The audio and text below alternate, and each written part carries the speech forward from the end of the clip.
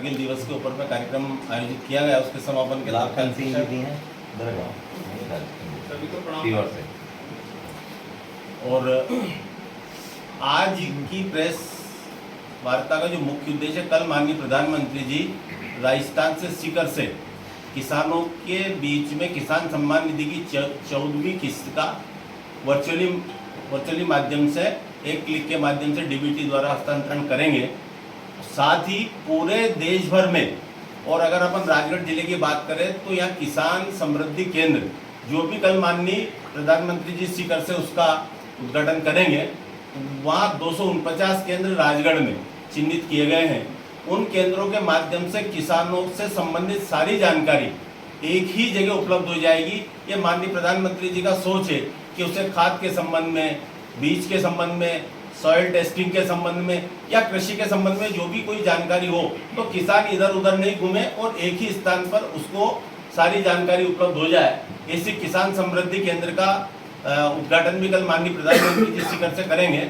आज मध्य प्रदेश में संगठन ने आह्वान किया था कि हर जिला मुख्यालय पर इस संबंध में प्रेस वार्ता आयोजित हो, और हमारा सौभाग्य, मैं मानता हूं कि राजगढ़ जिले का तो सौभाग्य है कि जितनी बार हमारे प्रदेश अध्यक्ष जी राजगढ़ जिले में पूरे क्षेत्र में उपस्थित हुए हैं, और आज हमने प्रेस वार्ता हमने जीरापुर में कार्यक्रम किया था, किंतु कल रात को भाई साहब ने 11:15 बजे कहा कि मुझे वहाँ जाना खजूरी बैठने के लिए। जो हमारे प्रदेश कार्य समिति के सदस्य नाथू सिंह जी, उनकी 83 वहाँ बैठने जाना है, तो उन्होंने कहा प्रेस वार्ता अपन राजगढ़ में ही करेंगे।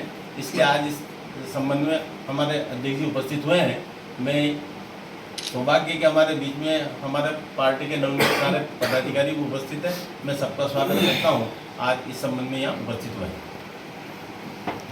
आज की इस प्रेस वार्ता में उपस्थित हमारे पूर्व विधायक जी, हमारे महामंत्री जी पार्टी के, और हमारे किसान मोर्चा के अध्यक्ष छोड़ी दिनी जी और समस्त कार्यकर्ता बंधु, आपका स्वागत करते हुए आज पूरा देश कारगिल विजय दिवस मना रहा है। उसकी भी बहुत बहुत आप सबको बधाइयाँ। अभी हम यहाँ सैनिकों ने बहुत हंसी खुशी के साथ राजगढ़ के अंदर मनाया, पूरे देश में उत्सव को मना रहा है। इसी के साथ कल भी किसानों की दृष्टि से ऐतिहासिक दिन है, जिसमें 8.5 करोड़ किसानों को एक साथ एक मुश्त में, और ये पहली बार ये देश की सोच में अंतर जो आया है कि किसान की कोई स्थायी आय हो सकती, इस बात की चिंता किसी ने यदि करी है तो आदरणीय हमारे देश के यशस्वी प्रधानमंत्री आदरणीय नरेंद्र भाई मोदी जी ने करी है।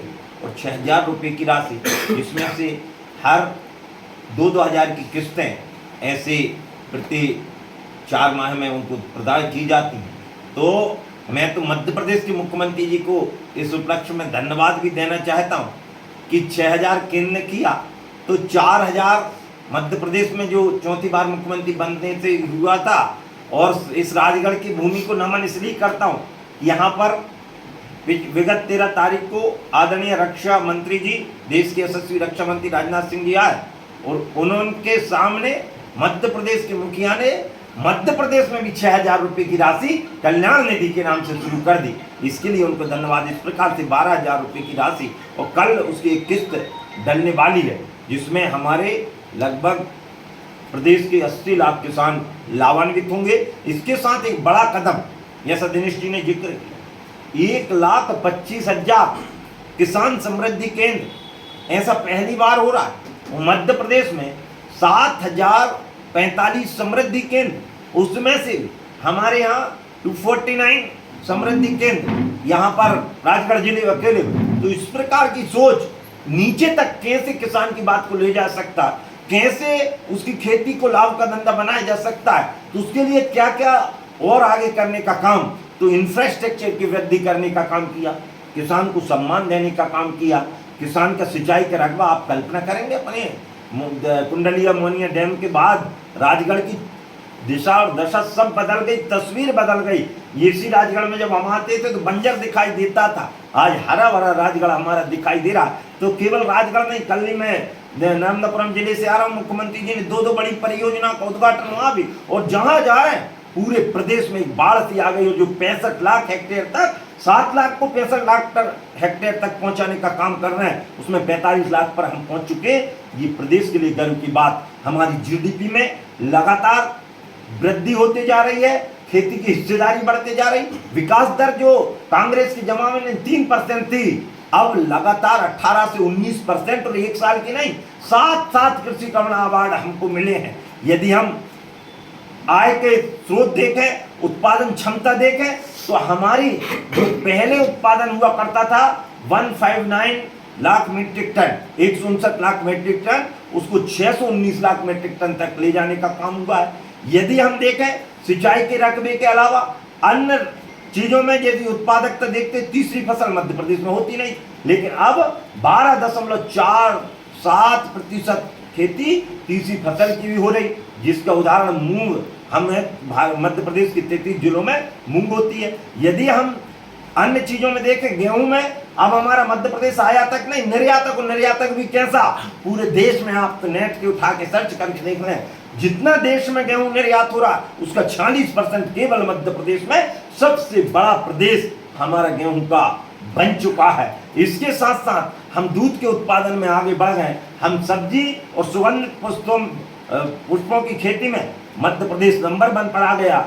धनिया की खेती में मध्य प्रदेश नंबर 1 पर आ गया। मसाले की खेती में मध्य प्रदेश नंबर 1 पर आ गया। और माननीय शिवराज सिंह जी के नेतृत्व में जो लगातार पूरे प्रदेश में दिखाई दे रहा, और इसी के साथ जुड़ा हुआ दूसरा कदम की समृद्धि केंद्रों के साथ, इस जो योजना को डालने के साथ, एक जो काला बाजारी कांग्रेस के जमाने में होती थी, लंबी लाइन लगती थी यूरिया के, उसको नीम कोटेड यूरिया में बदला, फिर नीम कोटेड के बाद नैनो यूरिया, और अब जो कल जिसका उद्घाटन होने जा रहा है कि सल्फर कोटेड, जिसको गोल्ड यूरिया का नाम दिया गया है। निश्चित तौर पर किसान अधिकतम उत्पादन कैसे ले सकता है और न्यूनतम यूरिया का उपयोग करके अधिकतम उत्पादन कैसे कर सकते हैं, इसी दिशा में हमारी जो प्राकृतिक खेती का आह्वान किया। मध्य प्रदेश पूरे देश का नंबर 1 प्राकृतिक प्रदेश है। माननीय मुख्यमंत्री जी ने 900 रुपए प्रति गाय को देने का काम किया है, इसके लिए उनका आभार। इसके लिए आभार कि मध्य प्रदेश में प्राकृतिक बोर्ड बनाया, इसके लिए उनका आभार। और लगातार खेती किसानी की दिशा में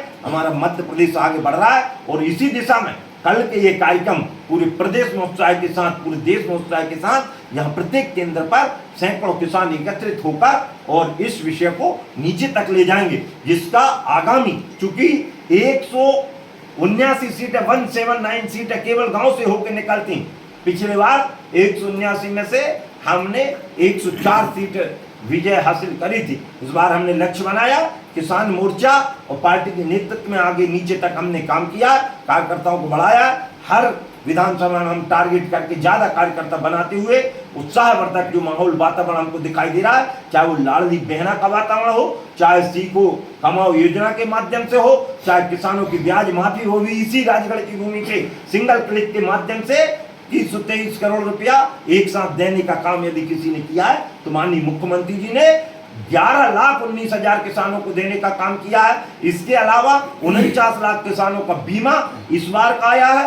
पूरा बीमा 27,000 करोड़ से ज्यादा का बीमा मध्य प्रदेश में दिया है, जो पहले बिल्कुल नहीं हुआ करता था। पहले नुकसानी पर, चाहे प्राकृतिक नुकसानी और अन्य नुकसानी पर कांग्रेस के जमाने में कुछ नहीं थी। अब तो मृत्यु पर 4 लाख की राहत, यदि कहें कि पशुधन की हानि हो जाए तो 3,000 से लेकर 30,000 रुपए की राशि दी जा रही है। यदि फसल की नुकसानी हो जाए तो उस पर भी 32,000 रुपए प्रति हेक्टेयर का लक्ष्य अब मध्य प्रदेश ने तय कर दिया है। और इसलिए मैं धन्यवाद देता हूं कि प्रत्येक सेक्टर में हमारे माननीय मुख्यमंत्री जी के नेतृत्व मध्य प्रदेश बढ़ रहा है। और आने वाले चुनाव में भी, जो हमारा इस साल 2023 में विधानसभा का चुनाव और 2024 में लोकसभा का चुनाव, हम पूर्ण बहुमत के साथ भारतीय जनता पार्टी की सरकार बनाएगी। कार्यकर्ताओं का उत्साह देखते हुए और प्रदेश की जनता का आशीर्वाद हम सबको मिलेगा।